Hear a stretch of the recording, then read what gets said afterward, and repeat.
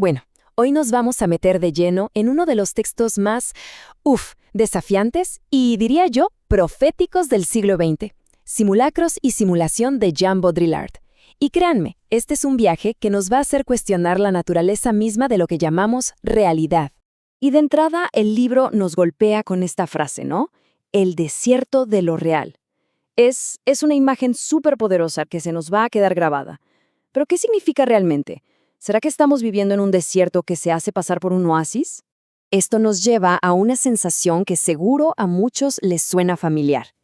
Esa impresión de que las experiencias, los lugares, hasta las emociones se sienten como prefabricadas, ¿no? Como si todo siguiera un guión que ya vimos 1000 veces. Y bueno, aquí lo tenemos, el autor de todo esto, Jean Baudrillard. Este filósofo francés fue quien tomó esa sensación y la llevó a su conclusión más radical. Porque para él, ojo, no es solo una impresión pasajera, no, es el estado actual de nuestra civilización. Así de simple, ya no vivimos en la realidad, sino en una especie de sustituto. Ok, ¿y cómo empezamos a entender esta idea tan grande? Bueno, Baudrillard usa una metáfora que es clave, es fundamental, la relación entre el mapa y el territorio, o sea, entre la representación de algo y, bueno, la cosa real. Y justo aquí es donde todo se pone de cabeza. Seguramente recuerdan esa vieja fábula de Borges, la de un mapa tan perfecto que cubría por completo la realidad, el territorio.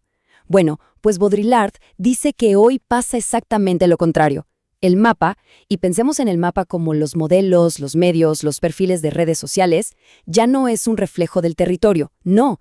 Ahora el mapa crea el territorio.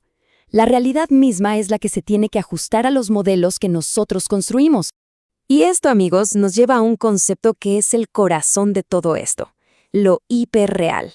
Y ojo, no es que sea irreal, no es fantasía, es una nueva forma de realidad. Una que es generada de cabo a rabo por nuestros propios modelos, por la simulación. Piénsenlo así, es una copia sin original. Algo que, la verdad, se siente súper familiar en esta era de filtros, de avatares y de deepfakes, ¿no? Ok, la pregunta del millón es, ¿cómo diablos llegamos hasta aquí? Bueno, Baudrillard lo explica como un viaje en 4 etapas, que nos muestra cómo la imagen poco a poco se fue divorciando de la realidad. Vamos a ver cómo se fue dando este proceso. A ver, Baudrillard dice que esta desconexión pasó en 4 fases. La primera es súper simple, el reflejo. La imagen es un buen reflejo de la realidad, un retrato fiel, digamos. Luego, en la segunda fase, la cosa se tuerce un poco, la desnaturalización. Aquí la imagen ya no es fiel, sino que se vuelve una máscara que distorsiona la realidad para ocultar algo. Piensen en una caricatura política, por ejemplo. Pero es en la tercera fase donde todo explota.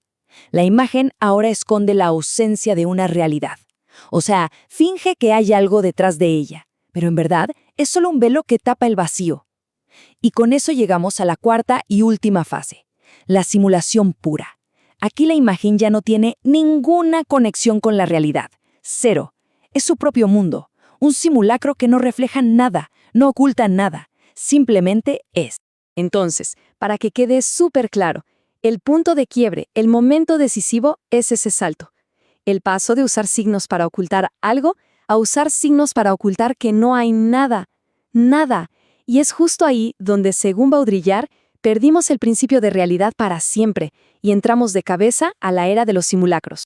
Ahora, para que todo esto no se quede en teoría, Baudrillard usa unos ejemplos muy concretos y la verdad bastante provocadores para que podamos como tocar este mundo hiperreal. Vamos a revisar 2 de los más famosos que usa. A ver, primer ejemplo, Disneylandia. Todos pensamos que es el lugar falso, ¿no? El mundo de fantasía al que vamos para escapar del mundo real. Bueno, pues Baudrillard llega y le da la vuelta por completo a esa idea. Y es que, como dice él mismo, Disneylandia funciona como una especie de coartada. Se presenta como imaginario para que creamos que todo lo demás, lo que está afuera, es real.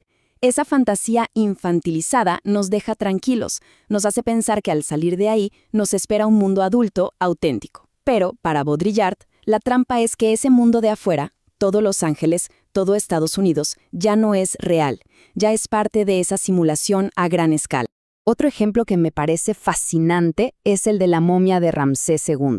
Y la pregunta es, ¿por qué ese pánico por preservar el pasado? Baudrillard diría que esta obsesión por desenterrar y meter todo en museos es un síntoma. Es como si produjéramos frenéticamente signos de historia y de pasado solo para ocultar que ya perdimos toda conexión real con eso. En el fondo, es pura nostalgia. Una nostalgia por una realidad que ya sentimos que se nos fue de las manos. Pero bueno, la simulación no se queda solo en la cultura o en el entretenimiento, ¿eh? Baudrillard va más allá. Dice que incluso los eventos que consideramos más serios, como los escándalos políticos o los grandes desastres, también se han vuelto parte de este sistema. Y aquí entramos en una de sus ideas más, polémicas, sin duda. Pensemos en un escándalo como Watergate. Parecía que iba a tirar abajo los cimientos del poder, ¿cierto? Pues Baudrillard dice que no, que en realidad cumplió una función vital para el propio sistema. Miren, el contraste es brutal.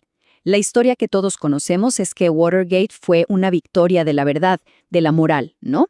Pero la lectura de Baudrillard es que fue todo lo contrario, una operación de intoxicación.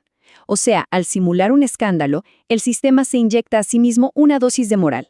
Refuerza la creencia de que todavía existe una diferencia entre lo bueno y lo malo. Una distinción que, según él, el propio sistema ya había borrado por completo.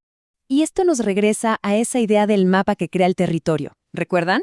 La precesión de los simulacros. Hay un caso increíble. La película El síndrome de China, sobre un desastre nuclear, se estrenó justo antes del accidente real de Harrisburg. ¿Coincidencia? Para Baudrillard, para nada. La película no predijo la realidad, la programó. El evento real se desarrolló casi como si siguiera el guión de la película.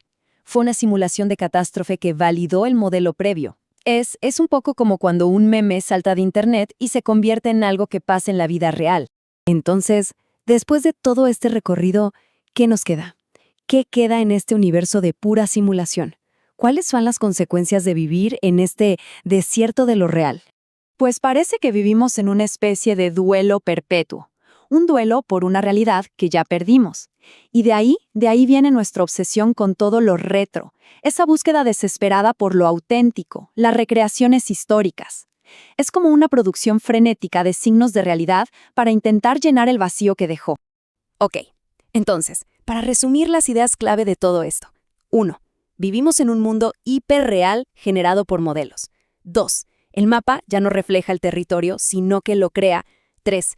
Las imágenes se han convertido en simulacros puros, sin un original. 4. Los escándalos y desastres muchas veces solo refuerzan la creencia en una realidad que ya no está. Y 5. Todo esto nos deja con una nostalgia constante y una producción de realidad casi en pánico. Y con esto, volvemos a una de las frases del principio. Esta, que al inicio podía sonar a un simple juego de palabras, ahora cobra un sentido mucho más profundo. El verdadero truco, nos dice Baudrillard, no es la simulación que esconde la verdad. El truco es la idea misma de verdad, que nos hace creer que hay algo que encontrar detrás del velo. Y así nos quedamos con una pregunta final, ¿no? Si nuestra realidad es, como dice Baudrillard, un eco en una sala de espejos, ¿cómo se navega en ella? ¿Es posible encontrar o crear un nuevo sentido en medio de todo esto? ¿O acaso el destino es vivir para siempre en el desierto de lo real?